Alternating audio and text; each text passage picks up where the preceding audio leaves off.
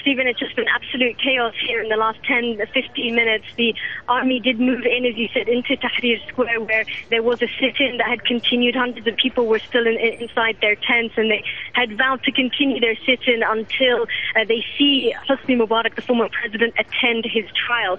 Now, what happened was that tanks, as well as army soldiers and police wearing riot gear, moved into the square. They started clearing the people. They started clashing with people who were actually throwing rocks at them. They picked those rocks up. They were throwing it back at them. And there's a huge amount of military police and military soldiers and indeed riot police over here. And what they've done right now, I'm actually outside of Tahrir Square, about a kilometer away by Afsin Nil Bridge. And what the army have done is pushed all the people out of the square, and then now they're chasing them through the streets in Cairo, down the bridge and down the side streets. It's really something I have not seen before here, where they're actually moving people not just beyond that central square and that central roundabout where they were camped, but all the way down the street. So, of course, it's caused absolute panic here. People in their cars, trying to get out of the way. We ourselves are trapped in this tiny area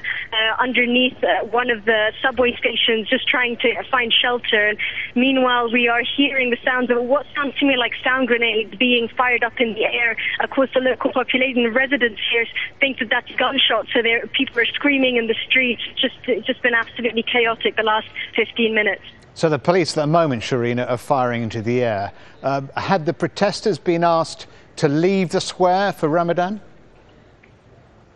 The idea was that they were going to leave, and in fact, late last night, they had announced, or certain groups had announced, about 30 of them had said that they would leave for the first day of Ramadan. But what happened earlier this morning is that some of them said, no, we're not going to leave, because if we leave, then the military will feel that it's not under pressure to deal with a speedy trial of Hosni Mubarak. They may feel that now that no one's in the square, it's okay for him not to actually appear in court, which is a big fear that people have here. Of course, his court date is scheduled for Wednesday, and for all intents and purposes, according to the authorities here, Hosni Mubarak will attend that trial, but people are still very skeptical, and they didn't want to go vacate the square until they made sure that he was actually going to be in Cairo and inside that trial. So there was a split, if you like, in Tahrir Square itself when it came to the protesters who wanted to stay and those who had moved out. But as I said, we did see pictures earlier on this morning. We were around Tahrir earlier on this morning,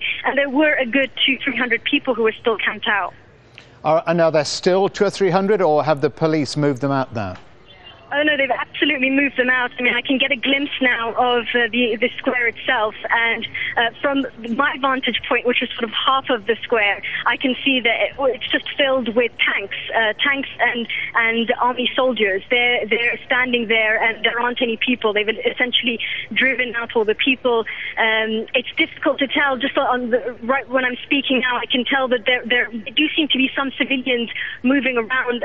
Who exactly they are, I can't tell right now. But they are continuing, the army soldiers are continuing to move out the people, anyone that's trying to get back into the square. They're threatening them, they're holding up these batons, and even when we were trying to just have a look just now, I had a soldier put up a threatening baton in my face saying that no one is going to go anywhere near the square. And just as I'm speaking again, I can see on the bridge, Afsin Nil Bridge, the army soldiers congregating. Perhaps now they're going towards the square. They're going to go back to base, because as I was saying, it was just very scary a few minutes ago when they were essentially chasing people down the streets and alleyways. Sherine Tadros in Tahrir Square.